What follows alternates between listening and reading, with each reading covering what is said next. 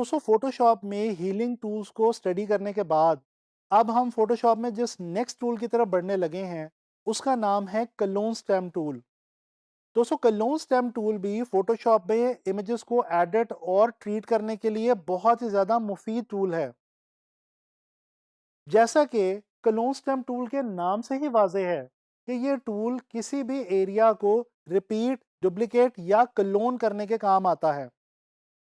दोस्तों फोटोशॉप में अगर किसी भी इमेज में हम किसी भी एरिया को या तो डुप्लीकेट करना चाहें या रिमूव करना चाहें तो कलोन स्टेम टूल इन दोनों कामों के लिए सबसे बेस्ट टूल है। आप लोग इस वक्त स्क्रीन के ऊपर एक इमेज देख रहे हैं। ये एक लेक का इमेज है जिसके किनारे पे घास उगी हुई है।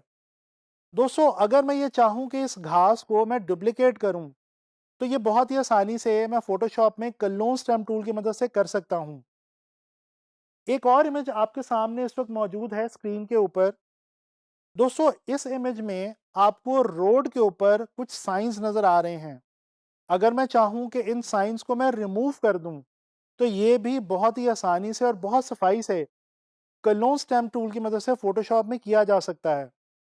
तो चलें चलते हैं फोटोशॉप की तरफ और एक्सप्लोर करते हैं कलोन स्टैम्प टूल को। दोस्तों ये आप देख सकते हैं कि इस वक्त ये आपके सामने लेक वाला इमेज जो है ये मैंने फोटोशॉप में ओपन किया हुआ है। मैं सबसे पहले लेयर ज़ीरो करता हूँ।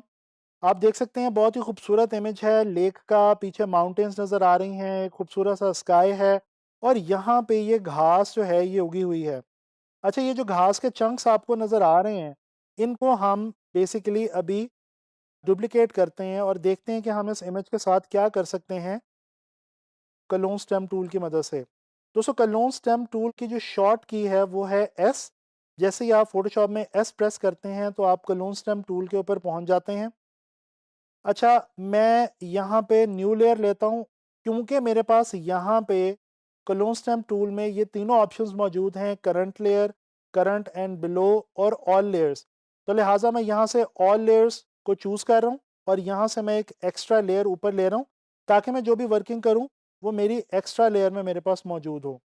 अच्छा दोस्तों इसके अलावा यहाँ पे हमारे पास एक और इम्पॉर्टेंट ऑप्शन ये है कि हम यहाँ से ओपेसिटी इसकी कम ज़्यादा कर सकते हैं और इसी तरह से हम इसका फ़्लो भी जो है ये भी यहाँ से बढ़ा सकते हैं, कम कर सकते हैं। इस वक्त ये फ़्लो मैंने तकरीबन 35-36 रखा हुआ है। अच्छा दोस्तों ये जो कलोन स्टेम टूल है ये भी बेसिकली ब्रश की मदद से ही इस्तेमाल होता है। सो लिहाजा यहाँ से आप आके सॉफ्ट ब्रश, हार्ड ब्रश, किसी भी तरह का ब्रश जो है वो आप चूज़ कर सकते हैं। उसके अलावा आप उसका साइज़ यहाँ से कम ज़्यादा कर सकते हैं और इसी तरह से आप हार्डनेस भी यहाँ से कम ज़्यादा कर सकते हैं। फ़िलहाल हम हार्डनेस जो है वो नहीं बढ़ा रहे। अच्छा दोस्तों ये कलोन स्टेम टूल उसी तरह से काम करता है जिस तरह से हम जो हीलिंग ब्रश टूल है उसके लिए हम तरीका इस्तेमाल करते थे वही तरीका हम तकरीबन कलोन स्टेम टूल के लिए इस्तेमाल करते हैं। दोस्तों हमें क्या करना है कि हम अगर फॉर एग्ज़ाम्पल ये एक पैच है, ये एक एरिया है, इस एरिया को अगर मैं क्लोन करना चाहूँ, तो ये देखें ये ब्रश नज़र आ रहा है। मैं क्या करूँगा मैं ऑल्ट क्लिक करूँगा। ऑल्ट की मदद से जैसे ही मैं यहाँ पे क्लिक करूँगा, तो ये देखें ब्रश ने यहाँ पे क्लोन स्टैम्प टूल ने बेसिकली ब्रश की सूरत में उस एरिया को जो मैंने क्लोनिंग के लिए चूज़ किया है, इसने अपने पास कैप्चर कर लिया, चूज़ कर लिया। अब मैं जहाँ पे भी जाके क्लिक करूँगा वहाँ पे ये जो एरिया है ये कॉपी हो जाएगा। मैं फ़िलहाल आपको समझाने के लिए यहाँ से फ़्लो भी बढ़ा रहा हूँ। ये देखें।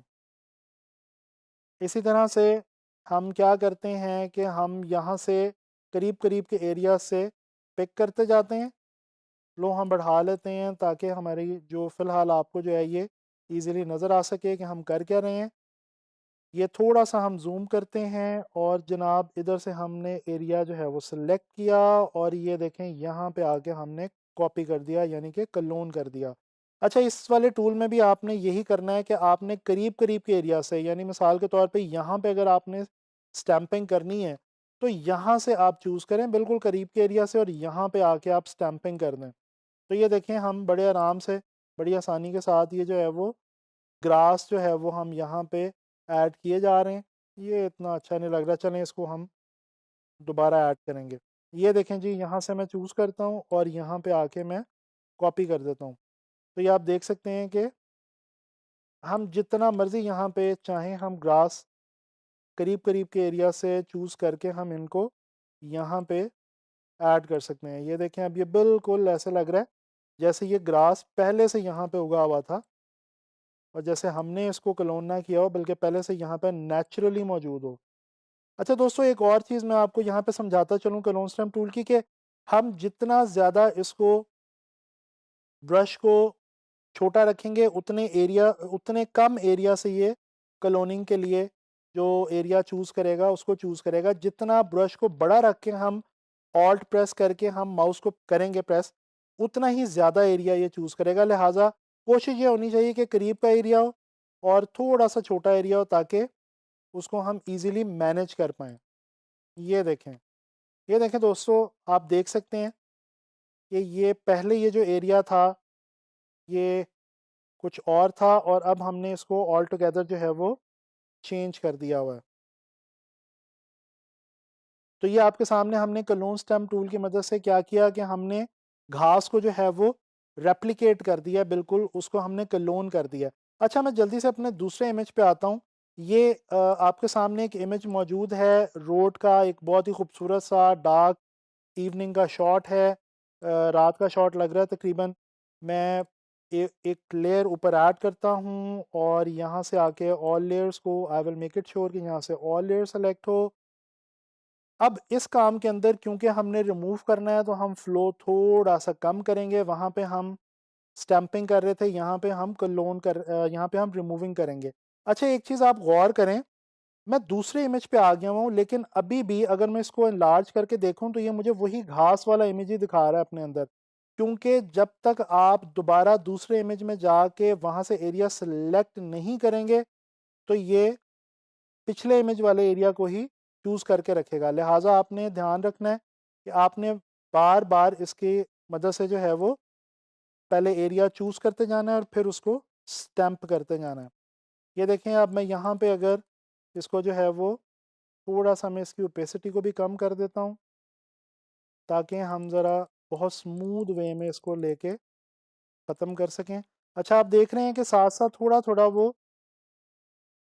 जो हमारा एरिया हम नहीं चाहते उसको भी दोबारा डुप्लिकेट कर देता है। तो इस चीज़ से बचने के लिए हमें करना ये होगा कि हमें बार बार सिलेक्शन लेनी होगी।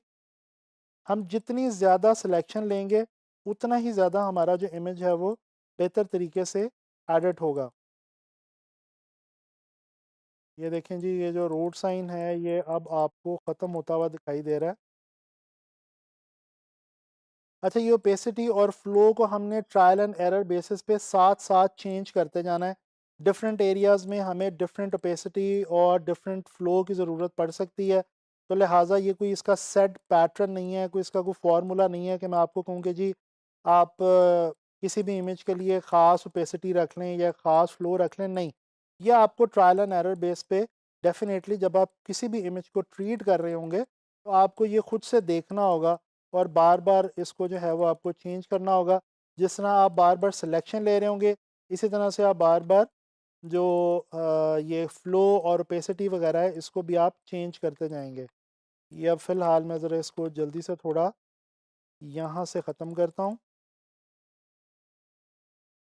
अच्छा, एक और मैं आपको छोटी सी टिप देता जाऊँ यहाँ पे कि कोशिश करें कि अगर आप इमेज के एंड पे हैं, जैसे इस वक्त ये मैं एंड पे हूँ, तो कोशिश करें कि जो आप एरिया सेलेक्ट कर रहे हैं वो इमेज के एंड से सेलेक्ट ना करें। क्योंकि अदरवाइज़ फिर उसमें होगा क्या कि ये जो कॉर्नर्स हैं ये भी उसमें डुप्लिकेट होते जाएंगे और ये उन कॉर्नर्स को भी जो है वो कैच कर लेगा। तो इस चीज़ को थोड़ा सा अवॉइड करें। इसका आपको फ़ायदा ये होगा कि आप जो एरिया चूज़ कर रहे हैं स्टैम्प करने के लिए वो एरिया बिल्कुल ठीक रहेगा। ये देखें दोस्तों, हमने रोड के ऊपर से ये जो साइन था इसको बिल्कुल रिमूव कर दिया। अब अगर इस लेयर को मैं ऑफ़ करके दिखाऊं तो ये देखें वो एक्चुअल लेयर में अपनी जगह पे मौजूद है, लेकिन मैंने कलून स्टैम्प की टूल की मदद से उसको बिल्कुल रिमूव कर दिया। तो दोस्तों, आप लोगों ने देखा कि हम लोगों ने कितनी आसानी से अपने इमेजेस के अंदर कलून स्टैम्प टूल की मदद से कुछ एरियाज़ को रिमूव किया और कुछ एरियाज़ को डुप्लिकेट किया। दोस्तों, हम लोगों ने कलून स्टैम्प टूल को इस लेसन के अंदर लर्न किया, सीखा और हमने बड़ी आसानी के साथ ये देखा और समझा कि हम किस तरह से क्लोन स्टैम्प टूल की मदद से फ़ोटोशॉप में अपने इमेज को ऑल टुगेदर चेंज कर सकते हैं। उसके अंदर कोई भी एरिया, ख़ास स्पेसिफ़िक एरिया अपनी मर्ज़ी से हम रिमूव भी कर सकते हैं और उसको डुप्लिकेट भी कर सकते हैं, क्लोन भी कर सकते हैं। तो क्लोन स्टैम्प टूल जो है ये एक बहुत ही मुफ़ीद टूल है और आने वाले वक़्त में जब आप काम करेंगे इंशाल्लाह ताला तो आपको डिफ़रेंट असाइनमेंट्स में, डिफ़रेंट जॉब्स में ये जो टूल है ये बहुत ज़्यादा काम आएगा। आप किसी भी फ़ोटो को एडिट कर रहे हैं, ट्रीट कर रहे हैं, तो आप उस फ़ोटो को, उस इमेज को अपनी मर्ज़ी से बना सकते हैं, चेंज कर सकते हैं इस टूल की मदद से। आने वाले लेसन्स में हम फ़ोटोशॉप के कुछ और मज़ीद एडिटिंग के जो टूल्स हैं, उनको स्टडी करेंगे और कुछ बहुत मज़े-मज़े की चीज़ें लर्न करेंगे। तो इंशाल्लाह ताला मुलाकात होती है नेक्स्ट लेसन में।